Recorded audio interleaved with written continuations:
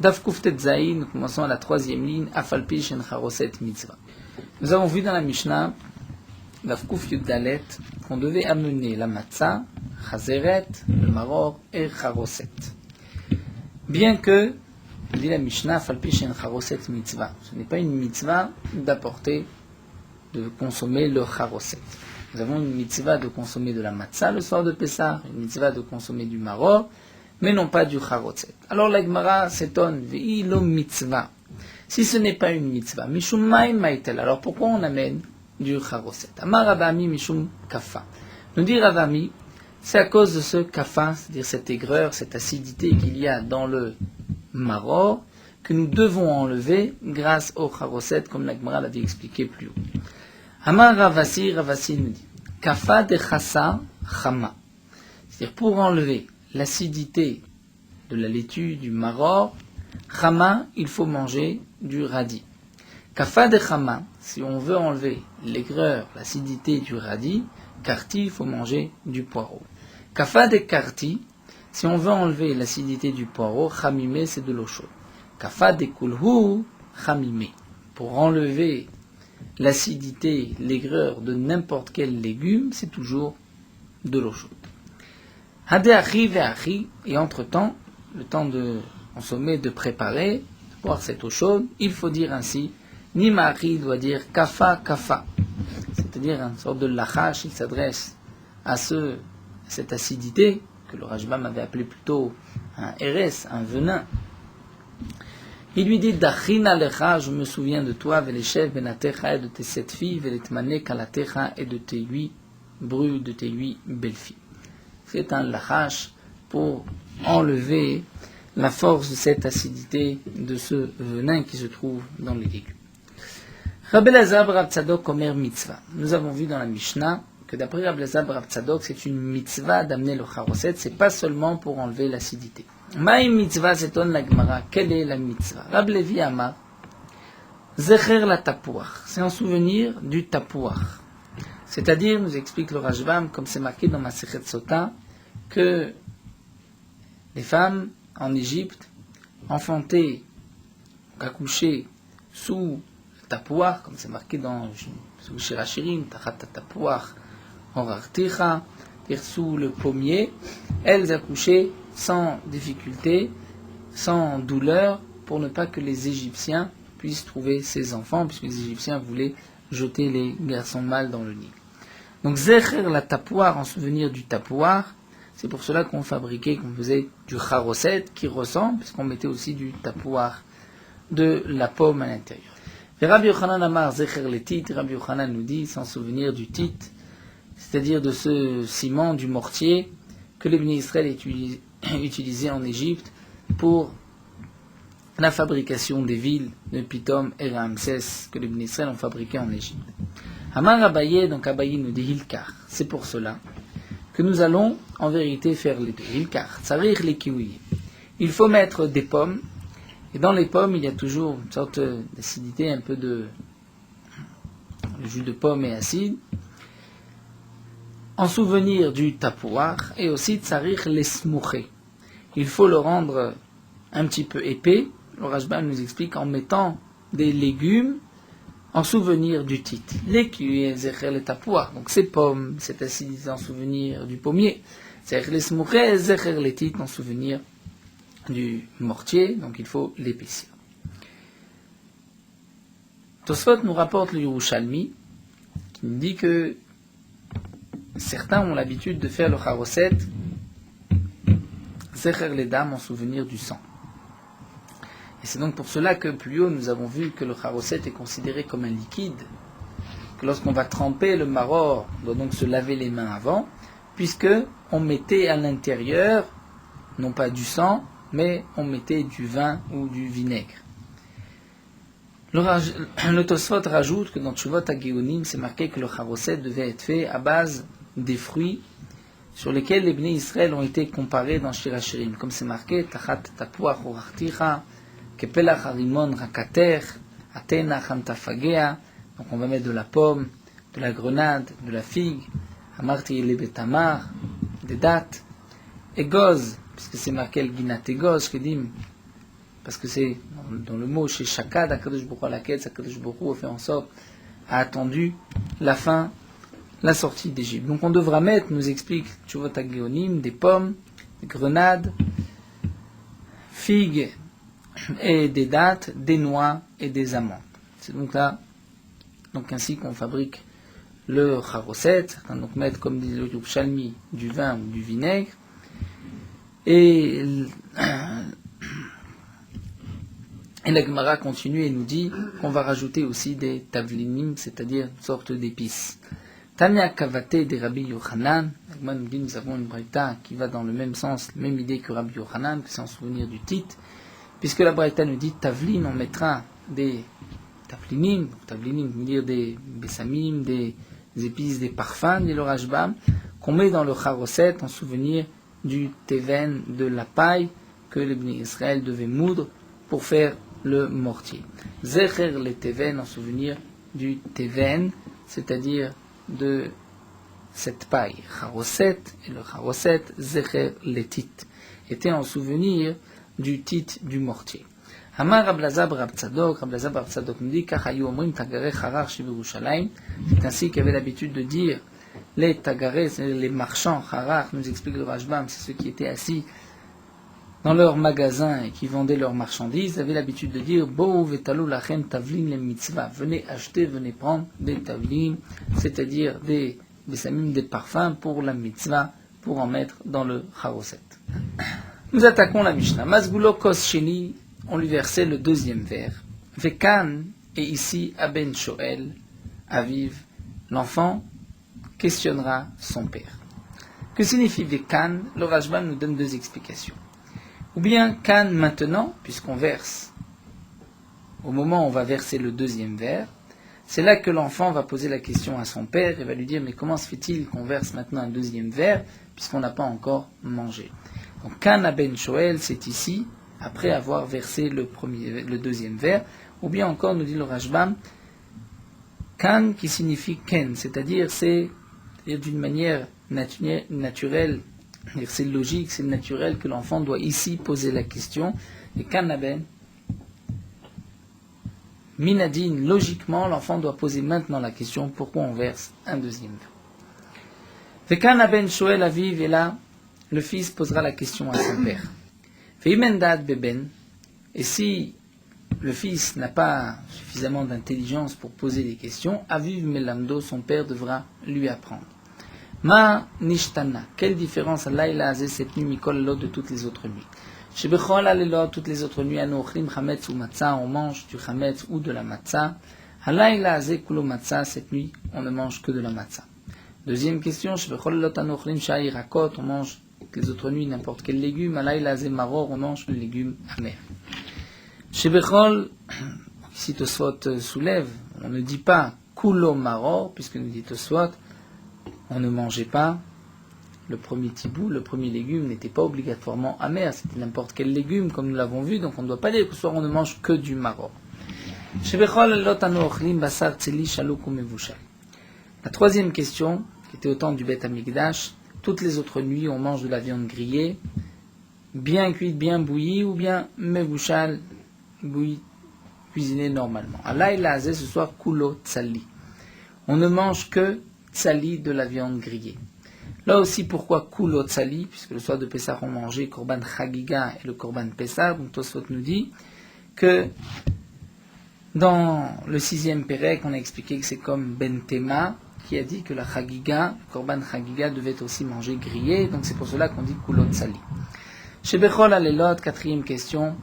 Toutes les autres nuits, en anou chayavim netabel, où nous verrons dans la Gemara, on ne trempe pas. Afilo pa'amachat, même une seule fois, laïla azé, cette nuit, shte pa'amim, on trempe 2 fois.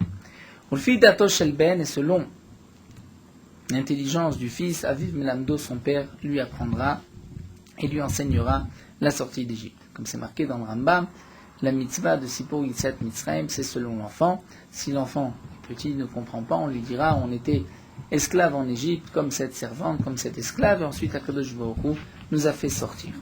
Matril Bignout ou Mesaim Bishvar, on doit commencer Bignout, c'est-à-dire en rappelant la mauvaise conduite de nos ancêtres. On rappellera, comme la Gemara nous dira, Mitrila Ovde Avodazara Yuvavotenu, que nos ancêtres étaient idolâtres, Mesaim Bishvach, on termine par des louanges qu'Akadosh Baruch Hu nous a fait sortir d'Égypte.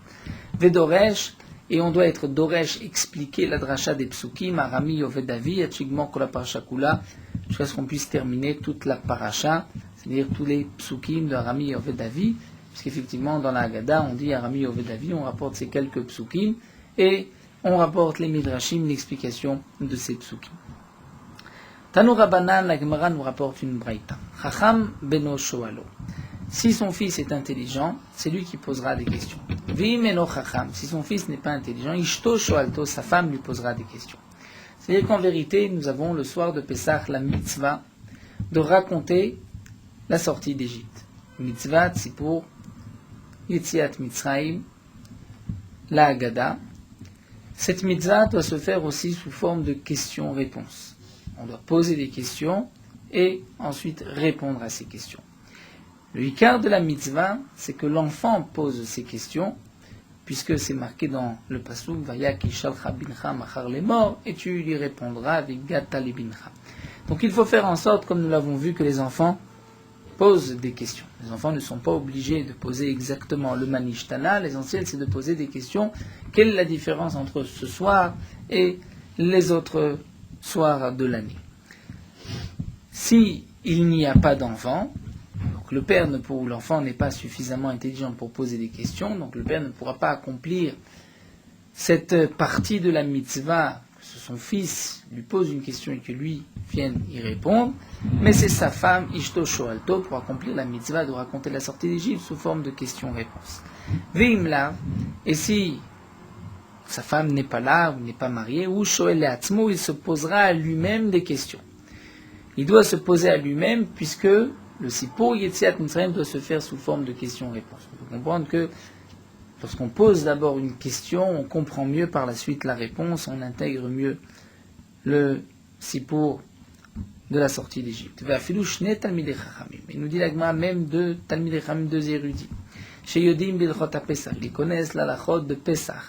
Malgré tout, Shoalim Zelazi se poseront la question Manishtana et Lazim Mikol Lot, quelle est la différence entre cette nuit et les autres nuits? Et la Gemara va développer la dernière question du Manishtana. Nous avons vu Shebechol Lot Anu Matbilim Pa'amachat. Donc la Girsa au départ de la Gemara était toutes les autres nuits, on trempe une seule fois. Là, il a azé cette nuit jeté parmi deux fois. Et Mat Kifla Rava Seton Matu Kol Yoman Osaged le Matbele Chadazimna. Est-ce que tous les autres soirs de l'année, on doit tremper une fois? Même une fois, on n'est pas obligé de tremper. Et là, Rava nous dit Achi Katane. Voici comment il faut lire la Mishnah. Toutes les autres nuits, nous ne sommes pas obligés de tremper, serait-ce qu'une seule fois. Alaïla Azé, mais ce soir, Shte Peamim, nous avons l'obligation de tremper deux fois. Et là encore, Mat Kifla Rav Safra, c'est un Chiyuval et Dardeke. Comment pouvons-nous dire que ce soir nous avons l'obligation de tremper deux fois, puisque nous avons vu que pourquoi on mange un légume et on le trempe la première fois, c'est simplement pour éveiller la curiosité des enfants. Donc ce n'est pas une obligation. Donc Chiyuval et Dardeke, Safra pose la question, tu appelles ça une obligation alors que ceci ne vient que pour susciter la question chez l'enfant. Et là, Rav Safra, donc Rav Safra conclut, il nous dit, Ari Katane, voici comment il faut lire la Mishnah. On ne trempe, tous les autres soirs de l'année, on ne trempe pas même une seule fois. Mais ce soir, on trempe deux fois. Non pas que c'est une obligation, mais on trempe les mains. C'est vrai qu'une fois, c'est pour le maror, et l'autre fois, pour éveiller la question chez l'enfant. Matril Bignout Mesaim Bishvar, nous avons vu qu'on doit commencer Bignout en rapportant la mauvaise conduite de nos ancêtres, et ensuite Mesaim Bishvar, on doit terminer par un shvar, par des louanges. Maï Bignout, que signifie Bignout? Ravama, Mitrila Ovde Avodat Gilulim Ayu Avotenu. Au départ, nos ancêtres étaient idolâtres. Ça c'est le début, Mitrila, c'est ainsi qu'on commence la Haggadah. Et Shmuel Amar, et Shmuel dit Avadim Aïnu. Avadim Aïnu, c'est-à-dire même si on rapporte juste qu'on était esclave, c'est suffisant. Amalé Rav Nachman et Darou Avde. Rav Nachman a dit à Darou, son esclave, Havdalem afikle maré le cherut, un esclave que son maître va libérer. Veyaivle kaspa vedava, en plus il va lui donner de l'or et de l'argent. Maïba il est mimarle, qu'est-ce que l'esclave doit dire à son maître? Amarle, il lui a dit, il est odoyev lishpochi, il doit le remercier et le louer. Amarle, il lui a dit, puisque c'est ainsi, Petaratan, Meloma, Manishtana, tu nous as dispensé de dire Manishtana, comme nous l'avons vu plus haut. Patar ve'amar, à ce moment-là, il a répondu immédiatement, Havadim, Aïno, Lefaro, Bemitzrayim. Nous avons une autre halakha, c'est la Mishnah suivante, Rabban Gamliel, Aya Omer. Rabban Gamliel avait l'habitude de dire, et cette Mishnah est rapportée aussi dans la Haggadah, Kol shelo amar, nous tourne la page, Toshat Varim Elu Bapesa, tout celui qui n'a pas dit ces trois choses à Pessar, Lo Yatzai Dechovato, il ne s'est pas acquitté de son obligation. Le Tosot Yom Tov explique que Lo Yatzai Dechovato, c'est-à-dire qu'il n'a pas accompli la mitzvah, Mina Mufra, mais bien sûr qu'il a accompli la mitzvah, même s'il n'a pas dit ces trois mots que la Mishnah nous rapporte, Viluen Pesach, Matzah ou Maror, dire Pesach, Matzah ou Maror. Donc Rabban Gamliel nous dit qu'il n'a pas accompli son obligation. Certains expliquent qu'il n'a pas accompli la mitzvah Mina Mufra, mais il a accompli la mitzvah de raconter la sortie d'Égypte. D'autres disent que non, ceci est un tnaï, il faut pour accomplir la mitzvah dire Pesach, Matzah ou Maror. Et Pesach, pourquoi Al-Shem chez Passar, pourquoi on mange le Korban Pesach, Hajum chez Passar, Hamakom, Al-Bate, Avotenu Bevitzrem, étant donné que HaKadosh Baruch Hu a sauté, a passé sur les maisons de nos ancêtres en Égypte, Shinema, comme c'est marqué, Va Martem Zevar Pesach ou Lachem, Asher Passar. Vous proclamerez que ceci est le Korban Pesach pour HaKadosh Baruch Hu qui lui a sauté et passé sur les maisons des Bénis Israël lorsqu'il a frappé les Égyptiens et qu'il a sauvé les maisons des Juifs. Matzah, la matzah, al-shum, shenigalu avotenu mitzrayim, c'est parce que nos ancêtres ont été libérés d'Égypte. Shinema, comme c'est marqué, vayofo et abatzek, asher otziu mitzrayim, ils ont fait cuire la pâte qu'ils ont sortie d'Égypte. Et donc c'est pour cela qu'on doit manger de la matzah. Ils ont fait cuire la pâte, puisqu'ils n'ont pas eu le temps de laisser fermenter cette pâte en Égypte. À ce propos, le Ran pose la question suivante, mais c'était Pessah. Donc si c'était Pessah, on ne pouvait de toutes les manières pas faire du chametz, même s'ils avaient eu le temps. De plus, la Torah, comme nous l'avons vu, a exigé que même en Égypte, on mange de la matzah. Et le Ran répond, c'est vrai, mais comme la Gemara l'avait rapporté plus haut, la matzah en Égypte, c'était qu'un seul jour. Mais pour le lendemain, on pouvait manger du chametz, et donc, dit le Ran, ça aurait très bien pu faire cuire du chametz pour le lendemain. Donc ils ne l'ont pas fait puisqu'ils n'ont pas pu laisser monter la pâte puisqu'ils ont dû sortir d'Égypte. Donc on mange la matzah puisque nos ancêtres ont été délivrés et sont sortis rapidement d'Égypte. Et le maror, c'est herbe amère al-shum shimarua mitzrim trayavotenu bemitzrim, parce que les Égyptiens ont rendu la vie de nos ancêtres amère en Égypte, shinemar vaimareru et trayem, ils ont rendu amère leur vie. Et là ensuite, nous allons voir donc la fin de la Haggadah, la clôture de la Haggadah. Lorsqu'on regarde, après les quelques dapim que nous avons étudiés sur la Haggadah, lorsqu'on regarde le seder de la Haggadah, on voit que celui qui a institué la Haggadah, dit le Rambam, avant de rapporter la Haggadah, voici le seder que les Israël avaient l'habitude de dire en galout. Ce seder de Haggadah commence par Halachma on dit c'est ce pain de misère, ce pain pauvre, mais tout de suite après par d'abord les questions Manishtana. Après Manishtana vient le Avadi Maïnou, qui est en vérité la réponse en quelques mots. Nous étions esclaves, Akadosh Baruch Hu nous a libérés. Ensuite, on va rapporter l'obligation de raconter la sortie d'Égypte tous les soirs, à travers la Mishnah de Amar Blazar, Amar Blazar ben Azaria, rien ben Shivim Shana, que même toute l'année nous avons une obligation de raconter, de se souvenir de la sortie d'Égypte. Le soir de Pessah, nous avons cette mitzvah même de la raconter.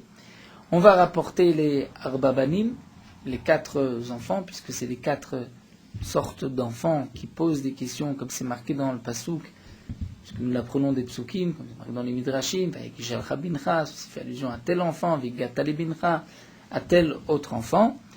Et ensuite, nous reprenons donc Mitrila Ayu Avotenu, comme nous avons vu, Matril Begnut, ou Mesaim Bishvar. Nous allons rapporter tous les psukim de Arami Ovedavi, que nos ancêtres étaient en Égypte, Vaïtsako El Hashem, les makot qu'Akadosh Baruch Hu a apporté sur les Égyptiens, et nous allons expliquer tous les psukim comme nous le lisons dans la Haggadah. Ensuite, on terminera par Rabban Gamliel, qui va nous dire que tout celui qui n'a pas mentionné Pesach Matzah ou Maror ne s'est pas acquitté de sa mitzvah. Et on terminera par les Shvachim, Hallel, comme la Mishnah nous dit, Bechol Dor Vador, de génération en génération, Chayav Adam Lirot et Atzmo, un homme doit se voir, Keilu Yatsa Mitzrayim, comme si lui-même était sorti d'Égypte. Nous avons déjà mentionné la Girsa du Rambam, les Harot et Atzmo, il doit même se montrer comme si lui-même était sorti d'Égypte, pour se montrer en état de liberté. Chez Nema, comme c'est marqué dans le Passouk, Vigata Limincha Bayomaou les morts, tu diras à ton fils Bayomaou ce jour en disant Ba'avour Zé, c'est pour cela que Asa Hashem li betzim Tzrem que Kodesh Baruch Hu m'a fait à la sortie en sortant d'Égypte. Les Fichar, c'est pour cela. Nafnu Chayavim Lehodot. Nous sommes obligés nous avons l'obligation le Hodot et de remercier, de louer les Hallel, les Shaber, les Fa'er, les Romem, les Ader, les Varech, les Alé ou les Kales. Ce sont des synonymes de louange, de bénédiction et d'élévation pour Akadosh Baruch Hu. Tosfot nous rapporte plus haut que certains ne disent que Sheva Odaot, comme les 7 cieux, et non pas tout ce qui est marqué ici. Donc toutes ces Hodaot, nous avons l'obligation de louer, de bénir Akadosh Baruch Hu, l'émi, donc à qui Akadosh Baruch Hu, celui qui She'asa l'avotenu velanu, qui a fait à nos ancêtres et à nous, et kolanissim ailou, tous ces miracles, Otsianu me'avdut l'cherut, nous a fait sortir de l'esclavage, à la liberté, miyagon et simcha, de la tristesse vers la joie, me'evel yom tov, du deuil vers un jour de fête, ou me'afela leorgadol, et de l'obscurité vers la grande lumière, ou mishibud legeoula, et de la soumission de l'esclavage vers la délivrance. Les nomar, les fanav, Alléluia, on dira devant lui, Alléluia. Nous verrons plus tard quelle est la signification de ce mot. Hadecha nous omer, jusqu'où on dit lorsqu'on commence le Hallel. Bet Shammai yomrim ad em abanim semecha, et Bet Hillel nous disent ad chalami shlema yenumaim. Et ensuite, chotem bageoula, on terminera par la bracha de Geoula Baruch Ata Hashem Gaal Israël. Rabbi Tarfon omer, Rabbi Tarfon rajoute et dit, il faut dire Asher Gaala nous vegal et avotenu Mitzrayim, Akadosh Baruch Hu nous a délivré nos ancêtres d'Égypte. Velo ayachotem, et d'après Rabbi Tarfon, il ne terminait pas par une bracha. Et Rabbi Akiva omer, Rabbi Akiva nous dit, il faut aussi terminer par une bracha. Ken Hashem Elokenu Loke avotenu. De même, Akadosh Baruch Hu, notre Dieu, Dieu de nos ancêtres, Yagenu Moadim Nargilim Achim Abaim Nikratenu Shalom, nous amènera à d'autres fêtes de pèlerinage, qui viendront l'ikratenu shalom à notre rencontre dans la joie, semechim bebinyan erach, seront joyeux dans la construction de ta ville, vesassim bavodatar, joyeux dans ton service, venochal sham, et on mangera là-bas, mina pesachim ou mina zvachim, du korban pesach ou du korban zevar, ou bien d'après d'autres, il y a une autre girsa, on va dire mina zevachim ou mina pesachim, puisque comme nous l'avons vu, on devait d'abord manger les autres zvachim, la chagiga, pour terminer le pesach à la sova, et pour terminer, être rassasié avec le korban pesach. Donc après certains, on va dire et on terminera ad baruch ata Hashem gaal Israël. C'est ainsi qu'on clôture la Haggadah, la mitzvah de raconter la sortie d'Égypte. Amar Rava nous dit tzarich shiyoma. Il faut dire ve'otanu hotzi misha. Et Akadosh Baruch Hu nous a sortis d'Égypte. C'est-à-dire, nous explique le Rashbam, il faut se montrer, il faut s'imaginer comme si nous-mêmes nous sommes sortis d'Égypte. Donc, ve'otanu, et nous-mêmes, Akadosh Baruch Hu a sorti d'Égypte, ce n'est pas juste nos ancêtres. Amar Rava nous dit, lorsque, comme l'a dit Rabban Gamliel, on va mentionner Pesach, Matzah ou Maror. Rava précise Matzah tzarich lagbia. La Matzah, il faut la lever, et il faut dire Matzah zo. Montrer que c'est cette Matzah, nous allons manger parce que nos ancêtres sont sortis d'Égypte. Maror tzarich lagbia, le Maror aussi, Maror zé, on va montrer le Maror. Mais Bassar, lorsqu'on va dire Pesach, ou la viande, là ce qui se trouve sur le plateau, en tzarich lagbia, il ne faut pas le lever. Il ne faut pas le lever, et plus encore velohod. Si on le lève, nirchenire que ochel kodashim bachutz. C'est pas qu'on n'a pas besoin, mais il ne faut pas le lever, parce que sinon ceci paraît comme si on mangeait des korbanot en dehors du Beth Amikdash. On dit Pesach Zé, comme si ceci était un korban Pesach. Amar Ravacha bar Yaakov, Ravar Yaakov nous enseigne une halakha. Souma, un aveugle, patour milomar Haggadah, est dispensé de dire la Haggadah. Ktivacha, c'est marqué ici au sujet de la Haggadah, Ba'avour ze. Tu diras, Vigatan Mincha, Ba'avour ze, c'est pour cela. Ba'avour ze, pour cela. Le Ktivata, mais c'est marqué Benenu ze, au sujet du Ben Sorer ou Moré, lorsqu'il y a un enfant rebelle. Les parents devront dire au Bedin, notre enfant Benenu ze, cet enfant. Et on apprend, donc le din de la Haggadah, du din de Ben Sorer ou Moré. Malélan, de la même manière que dans le Ben Sorer ou Moré, puisque c'est marqué Benenu ze, cet enfant, Prat les soumans, on vient exclure, si un des parents est aveugle, il ne peut pas dire cet enfant puisqu'il ne le voit pas. Eh bien, Afkan ici aussi, Prat les soumim, on va exclure du Ba'avour-zé, par cette Gzerashava, l'aveugle est dispensé de la Haggadah. Et ni demande Agma, mais pourtant, Va'amar Merimar a dit, Shaltinu le Rabbanan de Rav Yosef, j'ai posé la question au Chachamim du Bet Midrash de Rav Yosef, qui était à lui-même aveugle. Manda Amar Haggadata, qui est-ce qui a dit la Haggadah de Rav Yosef, chez Rav Yosef? Amrou, ils ont répondu, Rav Yosef lui-même a dit la Haggadah. Nous avons une règle que si un homme est dispensé d'une mitzvah, il ne peut pas acquitter les autres de cette même mitzvah. Donc comment se fait-il que Rav Yosef a pu lire la Haggadah pour les autres? Rav Yosef était aveugle. Si l'aveugle est dispensé de la mitzvah, il ne peut pas acquitter les autres. On a posé aussi la question, Mandamar Haggadah be Rav Sheshat, qui est-ce qui a dit la Haggadah chez Rav Sheshat? Rav Sheshat était aussi aveugle. Amrou, ils ont dit Rav Sheshat. C'est Rav Sheshat. Donc on voit que l'aveugle a l'obligation de dire la Haggadah. L'Agma répond qu'à Savri Rabbanan, c'est Chachamim, c'est Rav Sheshat et Rav Yosef, pensent que Matzah bisman azeh de Rabbanan, la Matzah de nos jours n'est qu'une mitzvah des Rabbanan. Et puisque c'est marqué Ba'avour ze, donc d'après Rav Yosef et Rav Sheshat, la mitzvah de raconter la sortie d'Égypte est aussi de nos jours que Midé Rabbanan. Si elle est Midé Rabbanan, donc même un aveugle pourra lire pour les autres. Michla nous dit l'Agma, ça voudrait dire de Ravacha bar Yaakov Savar Matzah bisman azeh d'Oraita, que d'après Ravacha bar Yaakov, la Matzah de nos jours, où nous n'avons pas le Korban Pesach et Minatora, et c'est donc pour cela que Ravacha bar Yaakov pense que la Haggadah est Minatora et qu'on doit apprendre la Haggadah du Nimesor Moré et exclure l'aveugle. Car Ravacha bar Yaakov, pourtant Ravacha bar Yaakov lui-même, ou d'Amar Matzah bisman azeh de Rabbanan, que la Matzah de nos jours n'est que Midé Rabbanan. Donc si elle est Midé Rabbanan, pourquoi l'aveugle est dispensé? La Gemara répond, c'est que Ravacha bar Yaakov pense que ça va kol de takun Rabbanan ken doraita tikun. Lorsque les Chachamim ont fait une takana, ont institué une mitzvah, ils ont institué la même mitzvah dans les mêmes critères que la mitzvah Minatora. Lorsqu'on avait le Bet Hamikdash, on avait la mitzvah de lire la Haggadah. À ce moment-là, l'aveugle était dispensé de cette mitzvah et lui-même ne pouvait pas acquitter les autres. Eh bien, lorsque les Chachamim ont institué que de nos jours, bien que nous n'avons pas le Korban Pesach et nous n'avons pas la Matzah, donc d'une certaine manière, nous n'avons pas le Ba'avour ze, puisque la Torah lit la mitzvah de Haggadah avec la Matzah, bien malgré tout, d'après Ravacha bar Yaakov, on a exclu l'aveugle, puisque les Chachamim ont institué une mitzvah de Haggadah comme la mitzvah de la Torah. Alors la Gemara s'étonne, si c'est ainsi, les Rav Sheshat de Rav Yosef Name, Avada Kol Tikun Rabbanan Ken Doraita Tikun. On devrait dire la même chose d'après Rav Sheshat et Rav Yosef. Ça c'est un klal qu'on retrouve souvent dans le chasse, qui est accepté par tout le monde, que lorsque les Chamim ont institué une halakha, ils ont repris dans le même contexte, les mêmes critères, les mêmes dinim que la mitzvah même de la Torah. Alors la Gemara répond qu'en vérité, c'est vrai que, aussi bien d'après Rav Sheshat que Rav Yosef, lorsque les Chachamim ont institué une mitzvah, ils l'ont instituée comme la mitzvah de la Torah. Alors pourquoi ont-ils eux-mêmes lu la Haggadah? C'est qu'eux ne sont pas d'accord avec cet enseignement, cette Gzerashava, on va apprendre l'un de l'autre la Haggadah, la mitzvah de Haggadah du din de Ben Sorer ou Moré. Pourquoi? Hariashta, Bishlama Atam. Là-bas nous explique Rav Sheshat et Rav Yosef au sujet du Ben Sorer ou Moré.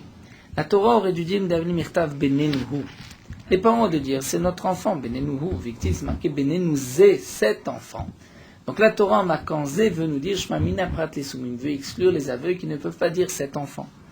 Donc c'est pour cela qu'on va exclure l'aveugle dans le Ben Sorer Moré. Avalacham ici, Ilav Ba'avour Zé Maïlirtov. Si on n'écrit pas Ba'avour Zé, qu'est-ce qu'on va écrire? Et là Ba'avour Matzah ou Maror ou Deat. Et le Ba'avour Zé vient nous dire c'est pour la matzah ou le maror. C'est-à-dire, nous explique le Rashbam, c'est pour cela que je mange de la matzah et du maror en souvenir de ce que Akadosh Baruch Hu nous a fait en sortant d'Égypte.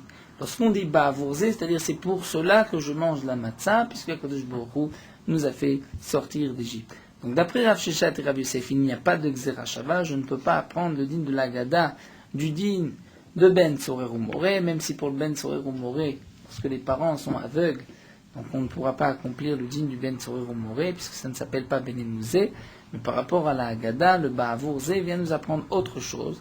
C'est pour cela que je mange de la matzah et du maror, puisque Akadosh Baruch Hu nous a fait tel miracle, nous a fait sortir d'Égypte. Et donc c'est pour cela que d'après Rav Yosef et Rav Sheshet, l'aveugle est aussi tenu à la mitzvah de Haggadah et ont eux-mêmes acquitté les autres convives qui se trouvaient à leur table. Là, nous allons nous arrêter ici à l'Efichar.